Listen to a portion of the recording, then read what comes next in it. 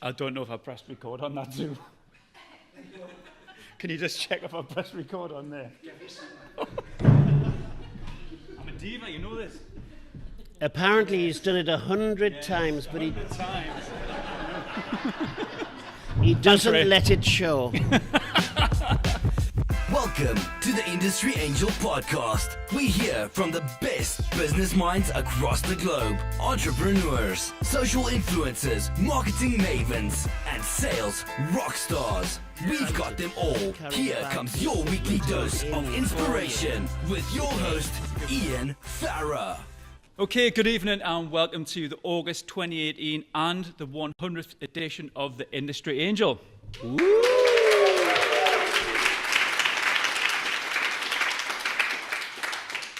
And thanks to Jen and Gren from the Invest South Tyneside team, we are under the banner of Tech Talks tonight.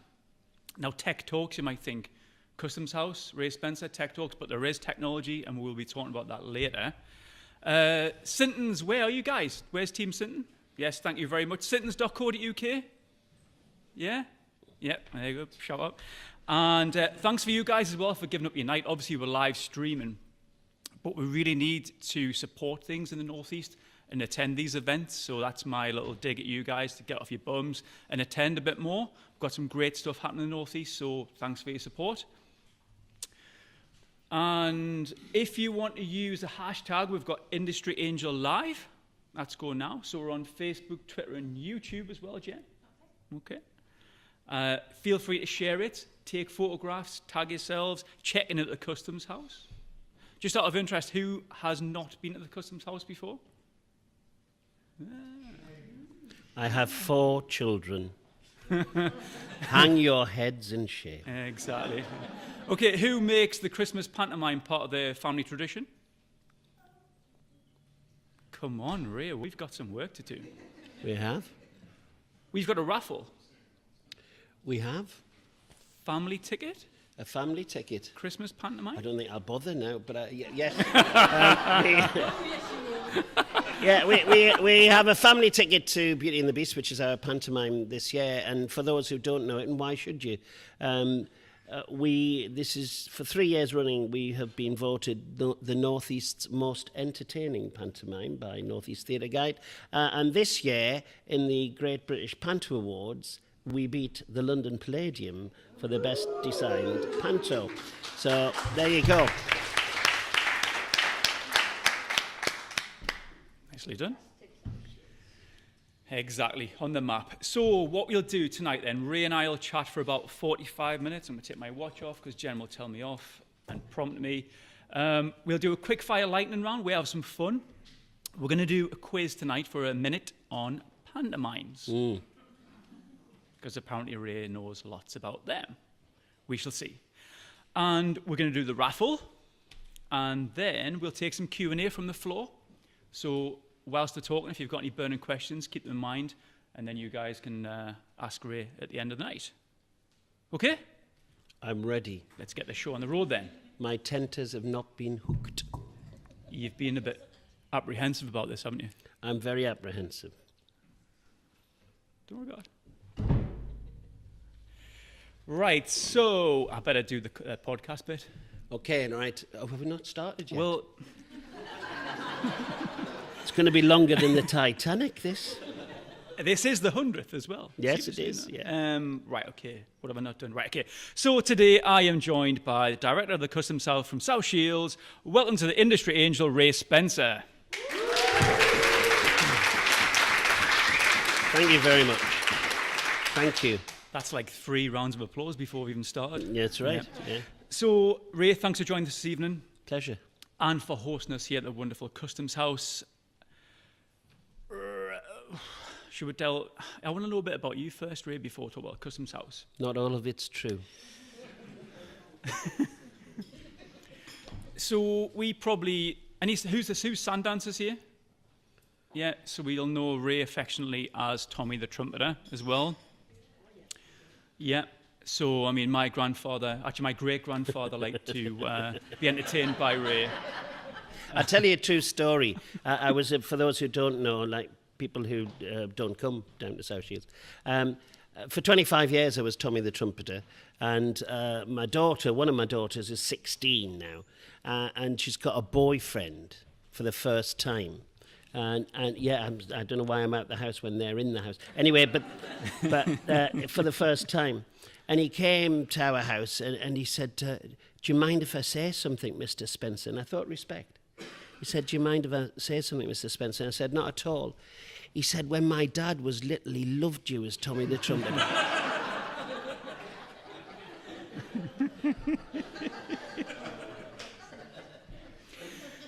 You've still got the outfit, haven't you? Actually, I haven't. They've gone into archive. Oh, really? Yeah, because one, I couldn't get it back into it, but two, somebody asked if they could be archived. One day when I die, they might put them on display or something. I don't know. That just reminded me, last time I met you, we were at some business awards at Temple Park, and I said, let's do this. And you said, yeah, it sounds good. And I said, can we do it in frocks? Like Dame. Mm-hmm. And you knocked us back, yeah? Yeah, because it's a difficult thing, you know, because when you meet business people like we are now, they perceive you in the way they see you. So if the time they met you was in a frock, then at a later date, when you say, can I have a word with you about the thing, who is that person? I know who that person is. They spend 7 weeks of the year dressed as a woman, which I do, because I'm now Dame in the pantomime here. So, yeah. So I thought, no, I'll be respectful to these people. I very nearly wore a dress, just out of pure what respect you for you. What you do in your spare time's up to you, Ian. Yeah. Really. So let's take it back then. Before Tommy the Trumpeter, okay, we mentioned that you did 25 years, Ray? As Tommy, yeah. MBE? Yeah. I don't know how that happened either, but yes, right. I've got an MBE, yeah. Mm-hmm. Yeah. For arts? Yeah. To the region? Yeah. For the Northeast? I think there's a round of applause in there, surely, isn't there? Yeah.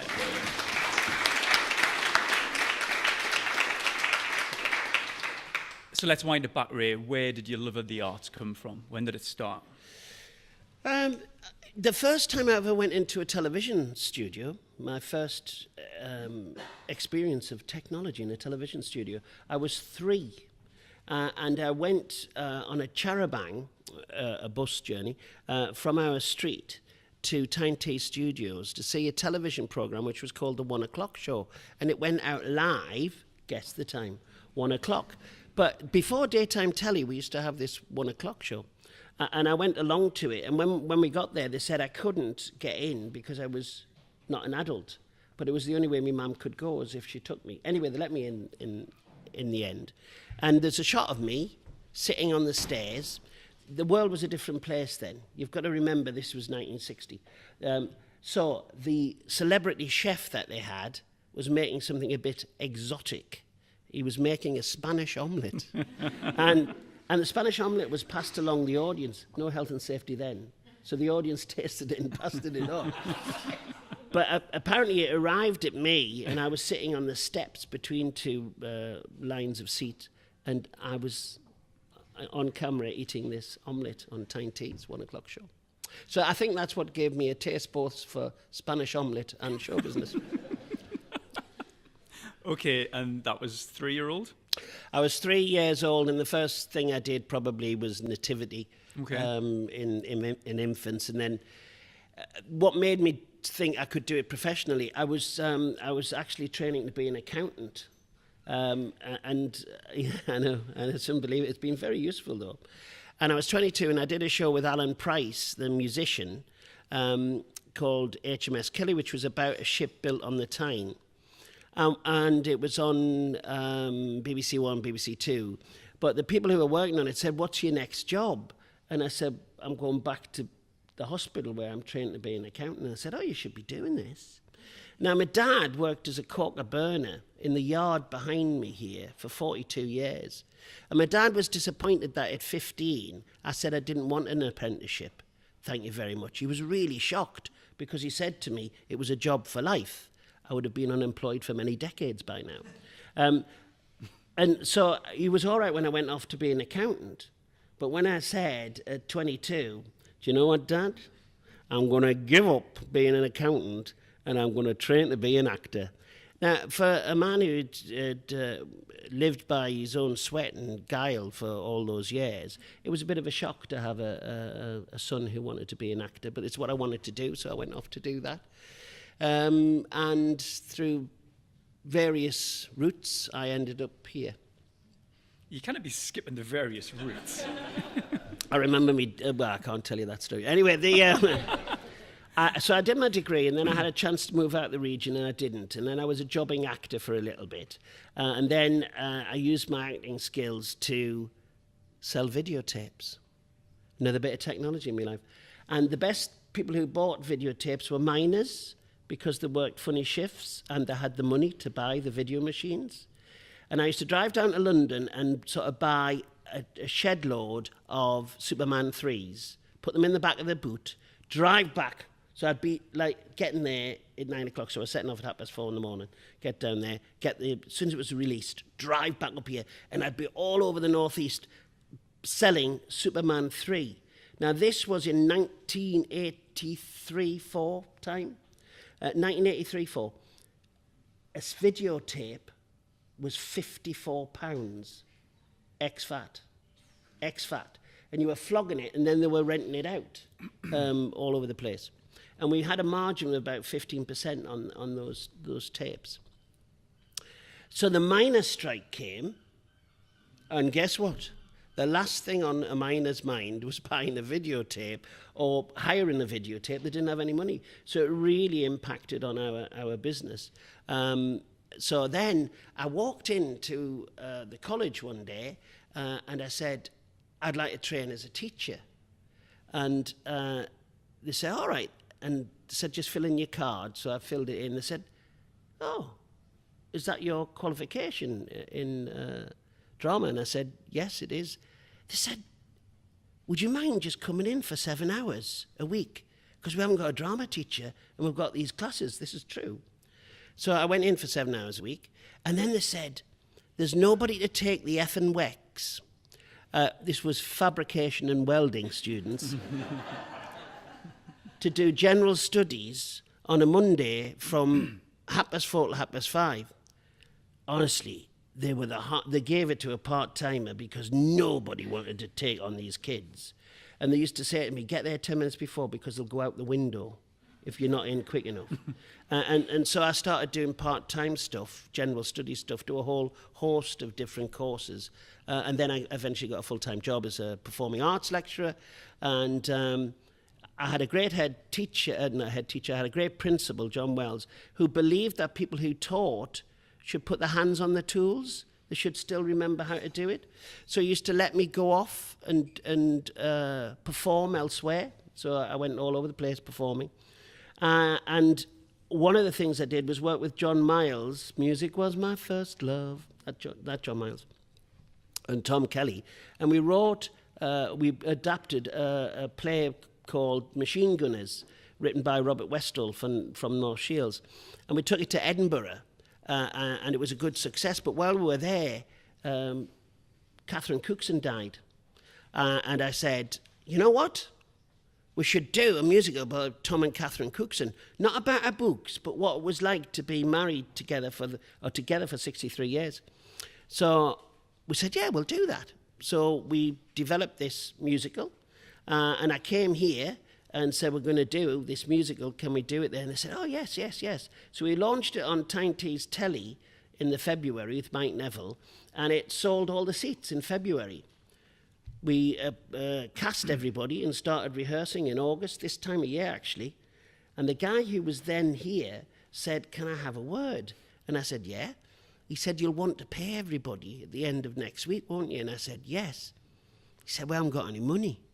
So what do you mean? We sold all the seats. He said, I know. We've been spending that money since February to keep the place open. And they had, because the Customs House was in a terrible state, a parlous state. Anyway, the local authority stepped in to save it. And then I was asked for lunch by the Arts Council. I've never been asked for lunch by the Arts Council. And what I realised, it was an interview. It wasn't really lunch, it was an interview. And then they got me to apply, and they said, will you take the job over? So I was the 5th director in 5 years when I came to the Customs House. And I remember going in to tell my very gorgeous partner, I said, you know how I've got this job at the college and it's got great pension, great holidays, and only need to be on site for 30 hours a week. I said, what I'm going to do is take on the customs house on a 6-month temporary contract for no more money and only 20 days holiday a year. And she said, if it's what you want to do, you do it. Now she describes the customs house as the mistress I've never had, because it became just part of my life. And that was in 2000? Yeah, January the 10th, 2000, I started here. And my job was to keep it open, to rescue it. I had to write a recovery plan. And now, 18 years on, I'm still writing that recovery plan because it's not moved on at all. It just gets harder and harder. So you've had a really good ground in there in terms of like you've been an actor, you've taught, you've lectured, you've even flogged DVDs here at the Christmas Panto, so you've obviously brought that along with you. Yeah. The challenges that you've faced in the last 18 years, though, it must be very different. We're under the tech banner here. So what technology have you implemented in the customs house? Maybe you've had to. Has there been a point where you've thought, do we not? Because it must be an investment. Of course. Do you invest in something that potentially might not have a return? This must be a quandary for you. Do you know, it's an interesting thing, because with technology, you usually improve your productivity, don't you? That's why you buy it. So it makes you better at what you do, or quicker at what you do, or do more of what you do. It's really difficult in the arts because the person painting the picture is still the person painting the picture. The person writing the script is still the person writing the script. The actors performing on stage are yet to be replaced. However, there are now moves to put holograms on stage to populate the stage. There was a production called Sunday in the Park with George, where the painting came to life with holograms and real actors, and it looks like there's more people on stage than there actually is. So theatre has always had to respond to technology. Even from the Greeks built their amphitheatre so you could hear. They used to have 5,000 people being able to hear what they were saying. Romans used to flood the amphitheatre because they used hydraulics to bring galleons on and stuff. So technology has always been part of theatre. Victorians loved technology. And we've had to embrace technology. I mean, if even in modern times, if technology didn't exist, like these microphones, you would never have heard Sinatra. Sinatra would never have performed in a theatre without amplification. Just wouldn't have happened because his voice wasn't strong enough. So we embrace it now. So, we all wear these headsets when we're doing drama now. We use much more video than we used to, rather than have a painted backdrop all the time. We'll use video, we'll use graphics, we'll use all of those sort of things that you'd expect us. But audiences, you, can watch anything you want, any time of the day. You use all that GSI stuff, the computer-generated, GIS stuff, computer-generated, CGI stuff. That's it. Computer-generated stuff. I'll edit that bit out. Don't worry about it. So you expect your expectations quite high. So we've got to compete with that. So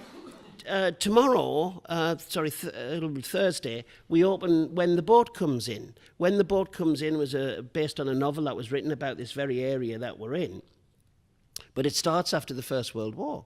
And so we've spent a lot of money and a lot of time doing surround sound soundscape, so you can hear what the actors are talking about. Not hear the actors, but what it sort of sets the mood for you.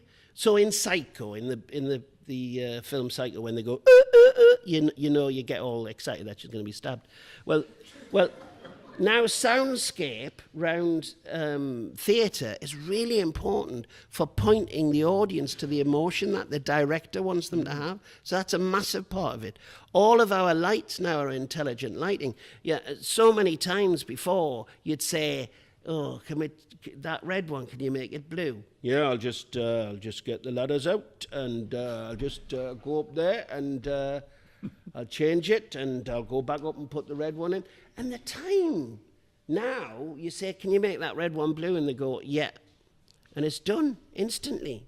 And a lot of the people who visit theatres, touring companies, will now arrive with what is in effect a stick and plug it into the industry standard lighting board, and the lights go, right, we're ready. It's changed dramatically, that sort of turnover time. But what you can't, our biggest cost, as in most businesses, is the bloody actors. And the sooner we get robotics, the better for me. Just out of personal interest for me, being an audiophile, everything's got to be sounding correct. Digitally now, you've got digital sound, you've got digital lights. Was it better? Was the lighting better with the old lights and the old bulbs, though? There's a massive debate. She's been researching. There's a massive debate in the industry because LED is such a sharp light. It's such a strong light. They've actually asked for an exemption to still have the old style lights, the old style lighting, because it's a warmer, gentler light for theatre. And indeed, the lighting designer that we've got has brought in some old lights. I love the new lights because they're much more energy efficient and reduce our costs massive. Because, we work in big black rooms, don't we? Theatres, big black rooms that cost a load to heat and light. They're hopeless. So the thought of having cheaper lights was brilliant. But it's not worked for the lighting designer. He doesn't like it. He has to put the old ones on. And I said, well, why? If you want to go wild, get a limelight. Which when they used to burn lime, and that's where the expression comes from, standing, being in the limelight. Or use candles if you want to be really traditional. But no, he wants a mix. So yes, it is a challenge to us, yeah. It's interesting because when you are on the stage there, everything's dark and you won't be able to see the audience, I imagine. Whereas now you can see everybody here. Do you know what you can see mostly in the audience now? Can anybody guess? It's like looking out at a Canaletto painting. Everybody is underlit. So you because they're all referring back to their phones. Now, there was a time when the industry I'm in tried to ban all of that, but now we embrace it and say, point your camera, tell the story, get it told. Last year when I did pantomime, there was somebody in the front row, not only was doing the Facebook, doing the Twitter, saying, oh, right, this is what I had for me tea. Really important stuff. They were on the phone. They actually were having a conversation in the middle of the front row. And I'm fairly tolerant of most things, but I wasn't on this occasion. So I went down in the front row and asked who was on the phone. Well, I told the audience all to be quiet because we're going to have this conversation with this girl. And it was a nana. It was a nana that she was on the phone to. And I had a chat with her nana. And then we got on with the show. But technology is with us all the time, isn't it? Yeah. We used to try and control it. And for theatres, often, we have to control it for safeguarding purposes. We have a lot of young kids perform on our stage, and we're not allowed to have people take images, but try and stop it. Try and stop it now. And spoiler alerts. Spoiler alerts too. Well, particularly if you have a big... like the panto, for instance. Yeah, like the big reveal or the beanstalk going up or the giant's head or Are the you dressed like giant's Princess hand. Leia? Or me dressed like Princess Leia, yes. One of my favourites. Yes, yes, well... I can't blame you there. And... so yeah, it sometimes does crush it, but really there's a primeval, thank God, there's a primeval need for human beings to enjoy things together and respond together, and that's what brings people to theatre. It's not that they can't see the same stories on telly. It's not that they can't listen on radio or watch it anytime, 24 hours. It's about the coming together and sharing that experience and sharing that applause. And I think that's why we'll survive, because so much of our world is so insular now. And I think, Mamma Mia, you don't need to...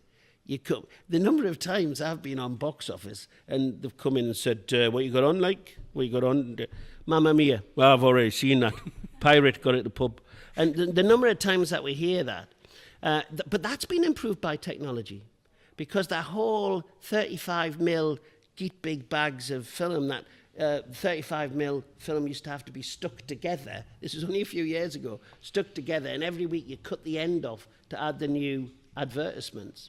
It's all being replaced now. Just like you have Netflix or Sky or whatever, we just have a big tube of broadband that brings the information down the line, and we're tapping a code, and there you go, jobs are good, and we watch it.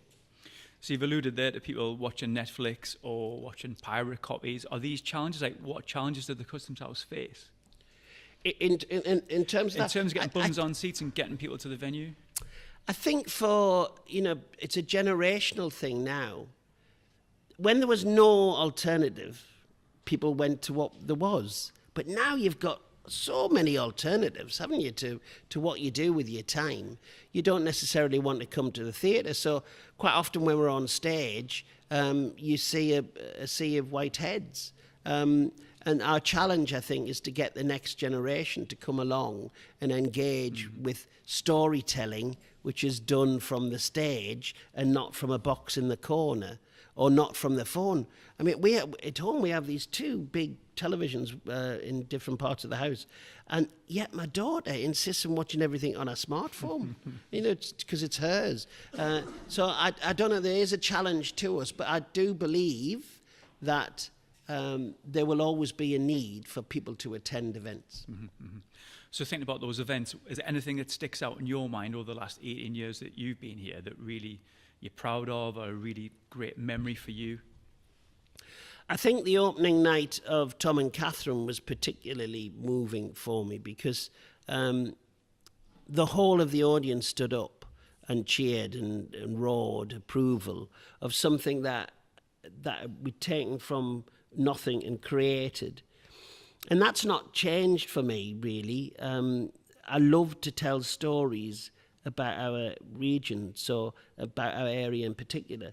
So when we've told the story of the Duke in the Cupboard, about the guy who stole the portrait of Duke of Wellington and brought it back to the northeast and hid it in the cupboard because he ransomed it off to get free television licenses for the old people who'd fought in the war. You think I'm joking? That is a true story, and it happened in Benwell.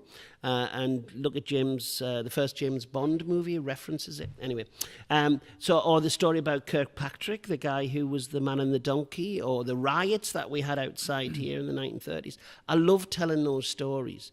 And so when the board comes in that we've got this week, I hope it's going to be really significant because the themes in it are universal. And it is so special to have a world premiere, to buy the rights for the book and then bring it to the stage and see how people react to it. And I think it'll be really special when they see it. I've seen it in rehearsal, and I'm really keen to see it. So whenever we bring anything that's new, I love. But special, really special to me, when I was little, I used to see things in little books, and some were colour and some weren't. Can you remember those days when everything wasn't colourful and books were books? And then I went to the Louvre and saw what a Delacroix was and a El Greco was, and I went, oh my God, they're amazing. I really got excited. The rest of my life, I've tried to make other people get that buzz from doing art. So last week I went to Edinburgh, and I went to see a lad who was from Gorse Avenue. If anybody doesn't know Gorse Avenue, it's the Nook. If anybody doesn't know the Nook's like a quaint little fishing village at the north. It's where Jason Cook described the place you can get any gear you want, and he wasn't talking about clothes. Anyway, so it was quite a tough thing. And I worked with that lad who school hadn't served him well. This is many years ago. And we got him to go to drama school and things by raising money and took him from the Nook. And last week I went to Edinburgh Festival, and there he was with his own production company. He'd written the play, he'd directed the play. It is getting great reviews, and he started at the Nook and Shields. And I'd like to think that part of where he's got to was his journey here, both Customs House and the college before that. But that's what really floats my boat now. Seeing people come through, whether it's Joe or Jade or Jamie out of Calabro, all of whom started singing on our stage, that's what floats me boat. There's a community feel to this, and you've got a community here, Ray, you've got a business community here. So what can we do? You're smiling there. What can we do as a business community to help the Customs House? Do you know, I mean, the easiest answer is money. So I'm just going to say money. No, the truth is that if you want to do something that's a bit different, like we've got Nigel Begg, right? Nigel Begg from Aspire Solutions. You might know Nigel. He's going to appear on our pantomime, right? He's going to appear on his pantomime because the staff want him to, right? They want to humiliate him. They want us to. So he'll appear for 5 minutes, and they'll all hoop and holler. You know what I mean? But it's a unique thing. It'll be fantastic for those staff, and we've done it with Northumbria Water in the past. So it's a different way for you to get involved. I mean, it's easy. We've got loads of ways for people to support us financially. But also, you know, this is a canny room, has a free car park, it's next to the river, it's got a nice park outside. Sometimes somebody once said when they had an event down here, it was the Community Foundation, and George, who was the then chair, got up and apologised to the Duke of Northumberland and the people who'd had to travel from the quayside down to South Shields. And then they asked me to speak, and I said, I just want to remind to the people from the quayside, Gateshead, Newcastle, that it's the same distance from Gateshead, Newcastle to where we are as it is from everywhere else in the northeast to where you are. And I think that sometimes we should spread the love a bit. That's why I was so keen that you came here tonight, so we could say, look, have you seen our space? You know, we've got another space over there, and we've got a 400-seater space over there. It would be good if people just considered us sometimes to hold events, not massive events. And it'd be good if you considered, you know, how we could, you can get involved with some of the work we do with the 25,000 young people that we work with. So that's what I'd like to see, just being considered. Mm-hmm. You mentioned the space there. Have you got 71 spaces for us to star in pantomime as well as Nigel? Well, we're on last year we did 74 performances, so right, okay. I would still have 3 spare. Right, okay. Yeah, and I think it's, I'm going to see how it goes, but it might be a bit of a spinner. Nigel's doing it for the Chloe and Liam Together Forever Trust. Yeah. He bid for it, and the money's going to that. But there is room. Excellent stuff, right? I'll get the dress out. So what does the future hold, Ray? You've mentioned a few things there, the Tom and Catherine thing, really close to your heart, good memories. What about going forward then? What would you like to do that you haven't done already? Retire. Okay. It's a real quest of mine. Unfortunately, working in the arts, there's no final salary pension. I made the wrong choice. Anyway, but I have a great time here. I would really love to leave the Customs House in a situation where I say, you know what, it's all right now. I can, you could say I've failed for the last 18 years because we're no further forward. But I'd love to think it's secure because, you know, for those who live in South Tyneside, if you remove the Customs House, I think there'd be quite a hole in, you know, the primary music festival, the primary dance festival, or the community choir, or the ukulele groups. Magic. Or the Magic Festival, or all of the things that happen here, all of the laughs and giggles and sing-alongs that we do, where do you see that getting replaced? So it's important, I think, that something is here, and that would be what I'd like to achieve before I go. Just give us a little bit of a buffer, because we every year we get less and less publicly funded support. It's just the way of the world. So we have to generate more money, and we just need a little bit of a buffer because we're 150 years old, the building. So everything costs a lot when it goes wrong. But the institution is 25 years old next year, and we're going to have a big push trying to get...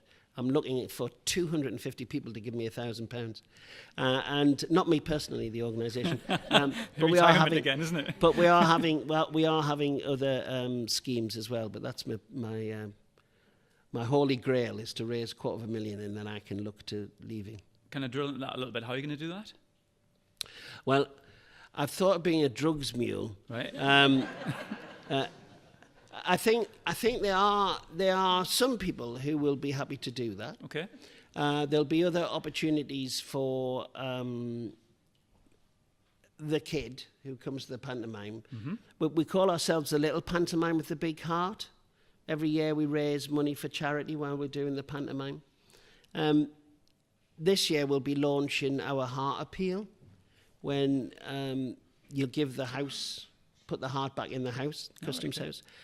So people will be able to invest in that. A bit like Great North Museum, if anybody's been there. You know, you can buy a butterfly and put your name on it. Well, you'll be able to buy a heart, and we'll be putting those up on the wall.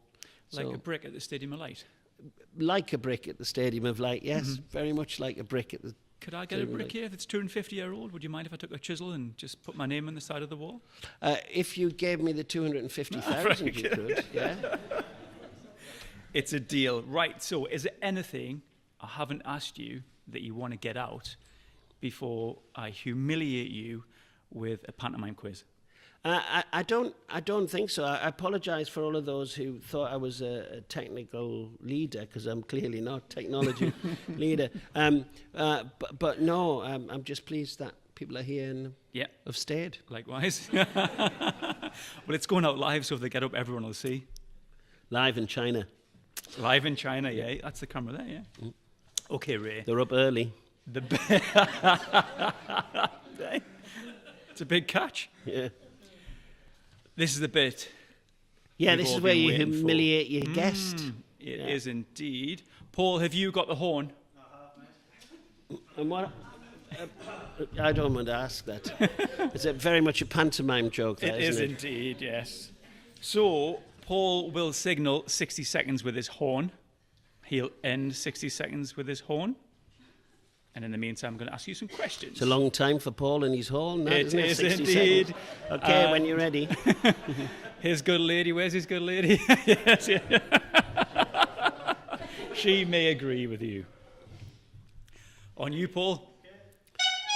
In Jack and the Beanstalk, what is the name of Jack's mother? Dame Trot. Which pantomime features the character Maid Marian? Robin Hood or Babes in the Wood. Who took the babes into the wood? The henchman. What was the name of Aladdin's brother? Wishy-washy. What is the occupation of the seven dwarfs? Miners.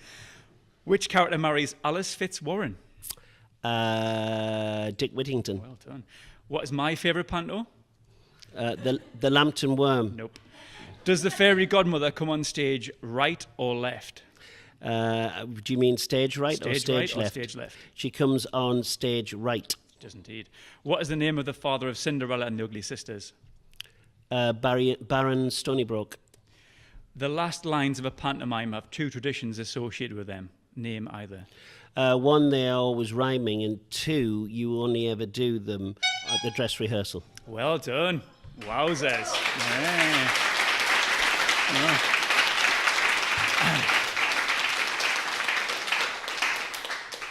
You do indeed know about pantomimes. Do you know, you're asking about future things, what I'd love to get to, because when I stop doing this, I don't want to stop doing pantomime. While I've still got legs, I would like to do pantomime. But if I get to 2024, that season, it would be 50 years since I did my first pantomime. So that's what I'm striving to. Baron Hardup? What did you call it? Baron Stonybroke. Oh, there's a bit of discrepancy going on there. Like. Well, it can be both, really. Oh, I bet it would. It can. It can. And the other thing is, I know your research is good, but never trust Wikipedia. I've got a bonus question for you. Oh, yes. On December the 21st, Shortest day. 1982, Oh, God. Melvin Hayes and Windsor Davies Yeah, took to the stage at the Sunderland Empire yeah, for Babes in the Wood. yeah. 5 boys went on stage that night to help with the final song, Old MacDonald. I was one of those boys. What animal noise did I have to make? Dog. It was bloody dog.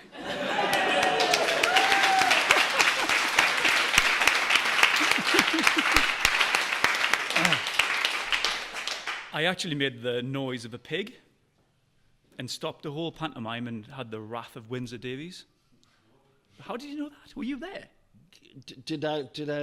How do you know I was a dog? Well, do you know, children are not very inventive, and it was either going to be pig, dog, sheep, cow, or something else, horse. And I thought, dog. I look like a dog kind of guy. Dog. Thanks very much. Right, what we'll do then, we'll take some questions and answers from the floor. I think we've got time for about 3 questions.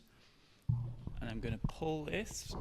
You'll have to shout, okay, so this microphone can hear. Can we have some hands, please? Give us a question for Ray. Okay, I see one over here. Ray, with your long history on the stage and all this technology around, have you actually calculated how many times you've tread the balls? I haven't actually, and it would probably be a lot less than I don't know. I've no idea. I've honestly no idea. But I would think it's thousands. It's got to be thousands of times just by longevity. If I do 70 every year, and I've been doing it for so many years, and I did 200 and odd Tommy parties, and I've done plays and stuff, it's got to be thousands. So your thousands really trumps my 100 podcast, isn't it, really? Not really, because you play to 100. You play to 100 countries, allegedly. So Lee's going to make me repeat this question. So Nev, nice and succinct, my friend. Well, it's like a huge question. Is it? It's a 4-parter. Okay, I'll try and... I'm just wondered, with technology, you talked about your daughter with the smartphone in front of her and attention spans. Have you had to change any of the content to match that short attention span, that instant gratification that they all get? So are you changing content to match what people are doing, or we just do what you've always done? Are you Hold on. It's all right. Are you changing content, Ray? I've always been premature. That's why I've got 4 kids. To adjust with shorter attention spans, are you changing content? It is much more whizzy than it used to be. It's much more punchy. But the real challenge now when doing pantomime is cultural references. Cultural references, what you can say and how you can say has changed dramatically. But also what people watch. So when I started doing pantomime, you could mention Coronation Street or a character at Coronation Street, and half the audience would know, and the other half you'd mention EastEnders, and they would know. Now, there is so many things people watch, it's really difficult to get a cultural reference that makes the majority of the audience laugh. And mostly, I reference commercials now, or politicians, or the royal family. But things, you've got to really choose something iconic, not a reference to, I don't know what's on TV now because I don't watch it, but Emmerdale, let's say. You just can't, Love Island. See, Love Island might work. They might work because a lot of people watch it. Only 2 million. 2 million's not a lot, though, is it? It's definitely not for my podcast, right? No, it's not. Well, if China's watching it. Any other questions for Ray? Yes. When you were Tommy the Trumpeter in a past life, you made a tape, and I drove all the way to Spain and listened to it over and over again because that's the only thing that kept the kids quiet. Unfortunately, I've now lost that tape. With technology, can I download? I think I've still Can got... we download the Tommy the Trumpeter tape? I think I've probably still got 500 copies of it left. In the back of your car? Yeah, it was one of those things. I think it might be on YouTube. I think it might be. I haven't put it on, but it might be. But there's still some CDs around of DVDs of the show. Yeah, there used to be. I'll tell you a funny. I've got time to tell a story. You've got time? It better be funny, though. Well, it's not very funny. We haven't got time, then. People have different opinions of that tape. I've heard children say, "We've lost the tape," and the dad go, "Right, they've lost the tape." But But when Tommy the Trumpeter was got quite a following, and I used to do a Saturday morning club in the middle of the winter, and we used to get queues, like 400 people came to the Saturday morning club. And I came down one day, I was walking down the bank, and there was a father, there was a big queue waiting to get in. This is true. And the father was walking up the bank, you know, one of the Saturday dads, that's when you've got the kids. He was walking up the bank, and I saw him say, it's true, saw him say to his son, "He's died, son, I can't do anything about it." It's true. Dead. Just dead. Which was upsetting for the Bairn, but not as upsetting as when he saw me the next summer and thought I was haunting him. Is there any more questions for you? We can squeeze a couple more and go on. Yes? My youngest daughter's going off to London shortly to study applied theatre and performance. Have you got any wisdom for her? Yeah, stay as an accountant, because you'll get more money. About wisdom about going to theatre school. My daughter, who's now 24, she is an actress and a singer, and she had the dream of being a star. In fact, she's been in the movies, she's been on TV, played on Radio 1, all of those things. But the thing that made her most money this year was being Luigi from the Mario Brothers around McDonald's restaurants for 31 consecutive days around the country, cooking inside this costume. So I think the reality is that every year, somebody told me a figure the other day, we produce 10,000 professional dancers every year in this country. 10,000 professional dancers, qualified dancers. There are approximately 3,000 jobs for dancers every year. But every year we're producing another 10,000. And it's very much in the acting game as well. There's a lot more, you know, theme parks and commercials and the proliferation of channels. There's a lot more work out there, but the money's less. I'll tell you, have I got time? Go for your life. I'm going to drop two names here, but it's not because of drop the names, it's to give you an example of how bad the business is now. Tim Healy did his video here, you know, DVD to sell. And he was here with Denise, they were still together then. And I was talking about the business in general. And Tim said it's completely messed up. And I said, what do you mean? And he said, 30 years ago, when I was in Alvida St. Pet, as an unknown on ITV, completely unknown, now, 30 years ahead, I'm a name. I'm appearing in Coronation Street because he was at the time. He said, I'm on the same money. Not, you know, proportionally more because of inflation. Exactly the same money as a name. And Denise was saying, and worse than that now, back in those days, you only needed to do one program. If you watch television now, how many times you see the same actors in a whole load of shows? They only used to have to do one program because they made so much money. 6 weeks doing Dad's Army, jobs are good. But not now. So Denise was saying you turn up now to be the driver, the taxi driver, and there's 4 household names all trying to get the same job because the business is so bad. They need the money, they need to work. I think that's, you know, it's not telling you that it's going to be brilliant, but it's a tough business. I would agree with that. Yeah. My daughter, when she was played on Radio 1, I thought she was going to be me pension, but nope, didn't happen. Good stuff. Let's do a raffle.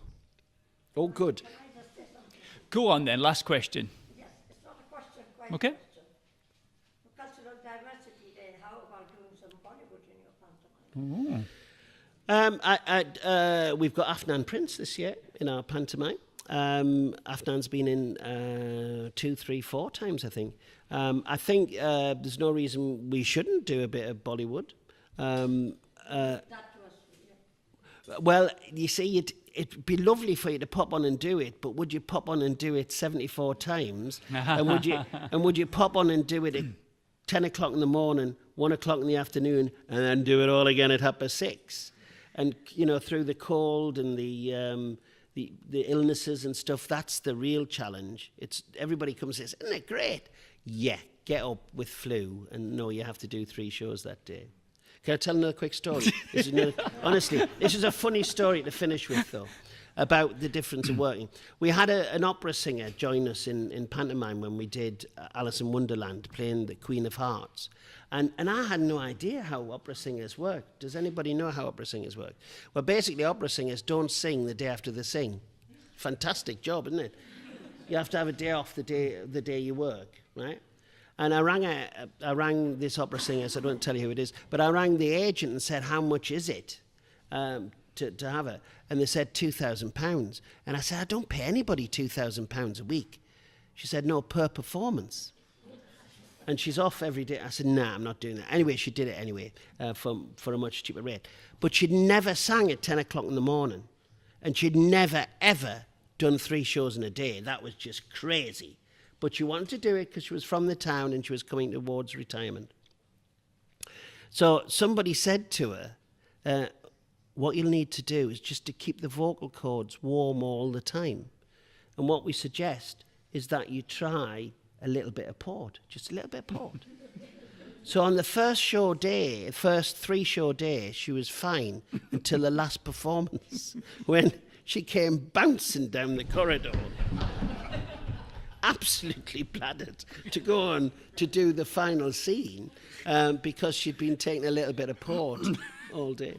Anyway, there you go. Thank you very much for that, really. It's good stuff. Paul, have you left your horn now? I have. Excellent, thank you very much. And now we are going to pick somebody out of the hat. So everybody who's registered tonight and hasn't just rocked up should be in this bucket. Well swirled. Do you want to read that or do you want me to read it? Yeah, you read that one. And the winner is Andrew Purvis. Haha. Now, Andrew Purvis is in Spain. If you're watching... But if you believe his publicity, he's right behind that camera now. Pick again. Pick again. Sorry, Andrew. Yeah? Going well. You've got to be in the room. Got to be in the room to win it. Okay, this is... Oh, well, there you go. It is Duncan Yellowlees. Duncan? Duncan is in Edinburgh.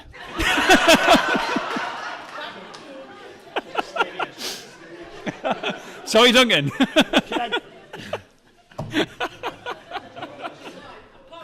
He isn't. Ray Spencer. Well, I know he's here. Sean Goldfinch. Hey!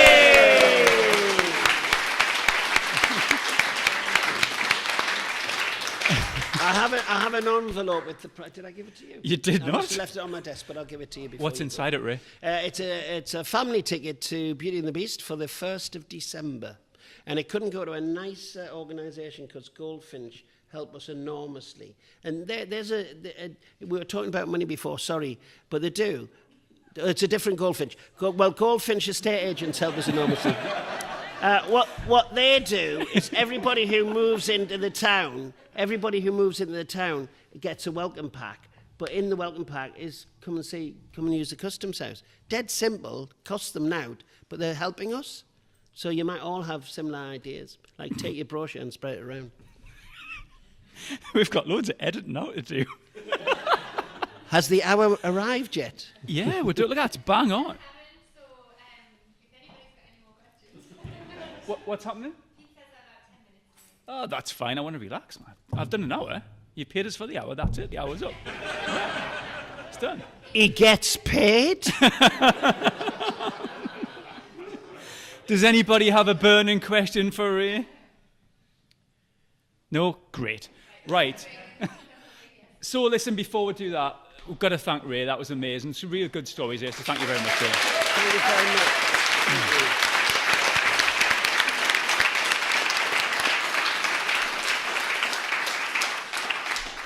Thank you to Team Angels, who have got Lee there at the back, who always plays a blinder. I always stress him right out to the last minute. So thank you very much, Lee.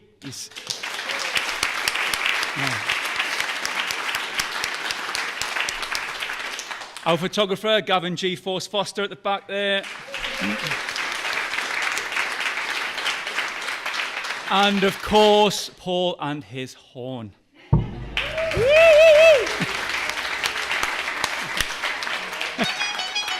That's it. It's over. Thank you very much. Thank you.